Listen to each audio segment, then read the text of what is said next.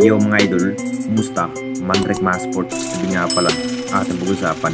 Stephen Curry, ginulat ang lahat sa inamin at Draymond Green, lilipat sa Cavs kung matapos na ang season. Pero bago nung nga yan, kung bago pa sa aking channel, huwag mong kalimutan mag-subscribe at click ang notification bell para like kang updated sa ating dito sa upload natin. So nakakatapos na nga lang po sa matinding laban ng Golden State Warriors mga idol kontra sa Timberwolves. Bad news nga lang po sa ating superstar player ng Golden na si Stephen Curry mga idol.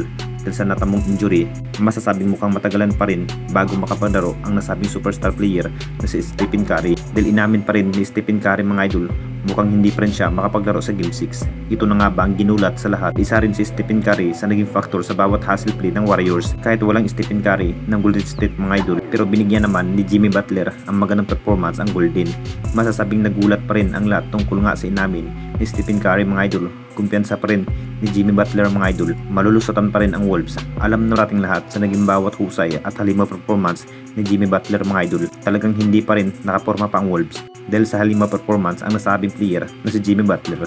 Pero mas maganda pa rin sana na may Stephen Curry na makatamdim ni Jimmy Butler mga idol. Pagsisikapan pa rin ni Steph Curry mga idol sa madaling maayos ang kanyang goto injury at makapaglaro na sa Golden State Warriors. Si Stephen Curry pa rin ang pag-asa at buhay sa Golden. At siya na rin ang dahilan kung bakit napaganda nga ang naging laro ng Golden. Hinihintay pa rin ang lahat kung kailan pa nga ba makapaglaro ang nasabing superstar player na si Steph Curry. At dito na naman tayo sa isa pa nating balita. Draymond Green lilipat sa Cavs kung matapos na ang season. Alam na nating lahat mga idol, masasabing naging impact pa rin matapos ang naging laban ng Golden at Timberwolves mga idol. Sa inamin nga ni Draymond Green, kung sakaling hindi pa rin makuha ang naging panalo ng Golden ngayong season mga idol, isa pa rin si Draymond Green sa aalis sa Golden. Ilang laban na rin si Draymond Green mga idol na walang magandang kombinasyon sa bawat laban kung saan na parang napahina nga ang nagiging lineup ng Golden. Kahit may Jimmy Butler na ang Golden, nakita naman nating lahat kung ano lang ang magiging takbo ng performance ni Draymond Green. Masasabing maganda sana ang kanyang naging laro pero hindi pa rin sapat sa mata ng management ng Golden mga idol.